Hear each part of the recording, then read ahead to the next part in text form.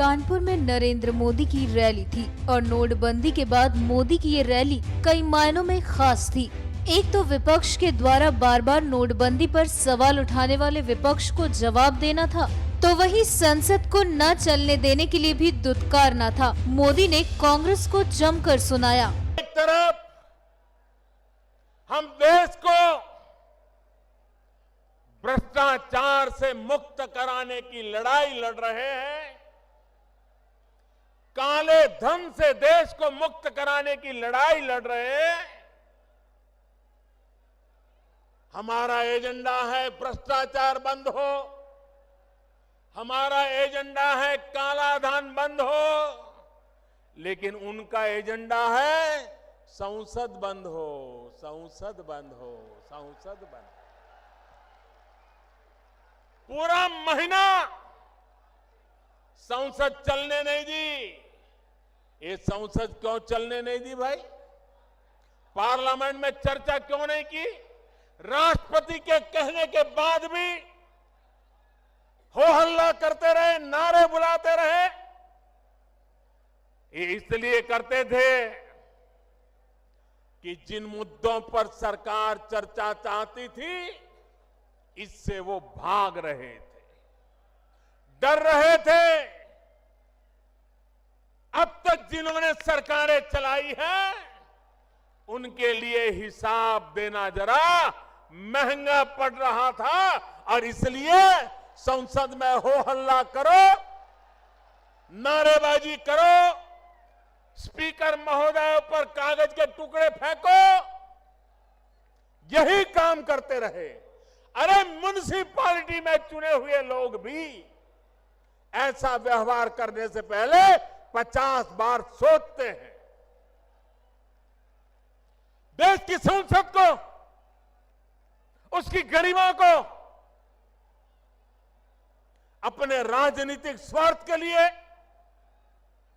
चोट पहुंचाने का प्रयास, मेरे देशवासियों, ये बातें सामान्य नहीं है, गंभीर है। देशवासियों को समझना होगा। संसद पहले भी रुकती थी, संसद में पहले भी रुकावटें आती थी, लेकिन तब रुकावटें आती थी क्योंकि विरोधी दल मिलकर के बेईमानों के खिलाफ लड़ाई लड़ना चाहते थे, घोटालों को उजागर करना चाहते थे, घोटालेबाजों को सजा मिले इसकी मांग कर रहे थे और इसलिए कभी कभी संसद में व्यवधान आते थे। पहली बार देश में ऐसा हुआ कि बेईमानों की मदद करने के लिए कुछ लोग संसद में नारे बोल रहे थे। सरकार बेईमानों को ठिकाने लगाने में लगी थी, विरोधी दल बेईमानों को बचाने के लिए एकजुट हो रहे थे। देश आज दो हिस्सों में बटा हुआ है। एक तरफ मुट्ठी भर वो नेता है जो काले धन को, भ्रष्टाचार को, बेईमानी को बचाने में लगे हुए हैं और दूसरी तरफ पूरा हिंदुस्तान है जो ईमानदारी के रास्ते पर चलने के लिए कुछ भी सहने को तैयार है।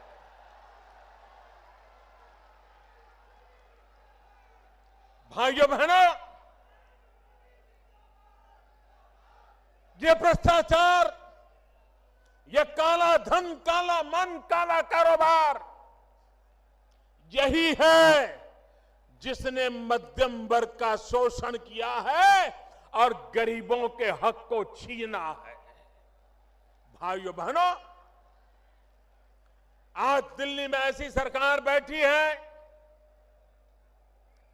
जो गरीबों को हक दिलाना चाहती है, जो मध्यम वर्ग को शोषण से मुक्त कराना चाहती है, जो देश में ईमानदारी के रास्ते पर आगे बढ़ना चाहती है और देशवासी जिस ईमानदारी के लिए पहचाने जाते हैं, उसको लेकर के एक नई ताकत खड़ी करना चाहती है। कांग्रेस और विरोधियों द्वारा बार बार उठाए जा रहे झूठ पर भी मोदी ने जमकर निशाना साधा और जनता का सच से सामना करवाया। लोग बैंक में पैसे लेने जाते हैं, मैं जरा हमारे विरोधियों से कुछ सवाल पूछना चाहता हूं। एक तरफ वो कहते हैं कि लोगों का बैंक में खाता ही नहीं है, खाता ही नहीं है।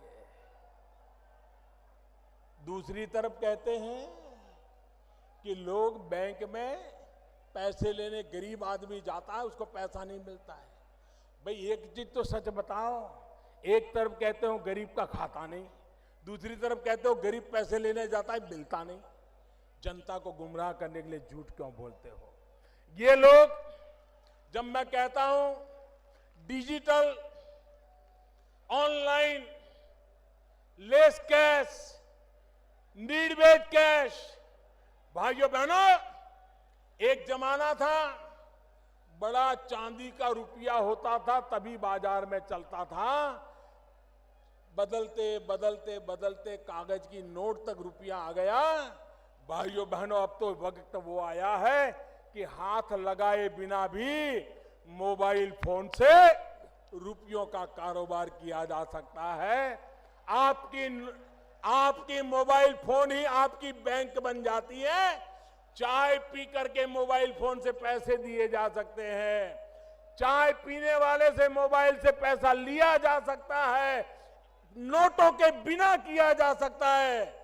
जब मैं ये बताता हूं तो ये लोग क्या कहते हैं, करे इस देश में कहां लोगों के पास मोबाइल फोन है, इस देश में कहां ये है। यही लोग हर चुनाव में ये भाषण देते थे कि राजीव गांधी प्रधानमंत्री थे, वो हिंदुस्तान में कंप्यूटर युग लाए, राजीव गांधी प्रधानमंत्री थे, इस देश में मोबाइल फोन लाए, राजीव गांधी प्रधानमंत्री थे, इस देश के गरीबों के हाथ में उन्होंने मोबाइल फोन दे करके एम्पावरमेंट किया। यही भाषण ये लोग करते थे। लेकिन अब जब मैं कह रहा हूं कि मोबाइल फोन को बैंक बना दो तो कहते हैं मोबाइल फोन है ही कहां, गरीब के पास मोबाइल है कहां। इतना झूठ बोलते हो आप लोग। यही लोग ढोल पीटते थे कि राजीव गांधी ने मोबाइल फोन दिया, अब मैं कहता हूं मोबाइल फोन का बैंक मिलेगा तो कहते हैं मोबाइल फोन है ही नहीं। आप इनको पहचानो कितना झूठ बोलते हैं। ये लोग गुमराह कैसे करते हैं, लोगों को भड़काने का काम कैसे करते हैं। मोदी ने अपने भाषण के दौरान कांग्रेस के काले व्यवहार पर भी जमकर तमाचा मारा, जिसमें भ्रष्टाचार को बढ़ावा देने वाले के साथ है कांग्रेस और विरोधी। भाइयों बहनों, कांग्रेस पार्टी 35 साल पहले जो कानून बनाया था पॉलिटिकल पार्टियों के हिसाब किताब के संबंध में, हमारी सरकार ने उसमें फुल स्टॉप कॉमा को भी हाथ नहीं लगाया है। और कल मैंने देखा कांग्रेस के नेता हमें बदनाम करने के लिए उछल पड़े थे। मैं जरा कांग्रेस वालों को याद कराना चाहता हूं, कांग्रेस पार्टी के लोग सीना तान करके मीडिया के सामने बोलते थे, बेशर्मी के साथ बोलते थे। जब सीताराम केसरी कांग्रेस पार्टी के कोषाध्यक्ष हुआ करते थे, परमानेंट कोषाध्यक्ष थे, और सीताराम केसरी कैसे कोषाध्यक्ष थे तो खुद कांग्रेस के लोग बोलते थे, न खाता न वही, जो केसरी कहे वो ही सही। न खाता न वही, केसरी कहे वो ही सही। ये तो उनके हिसाब किताब के तरीके थे।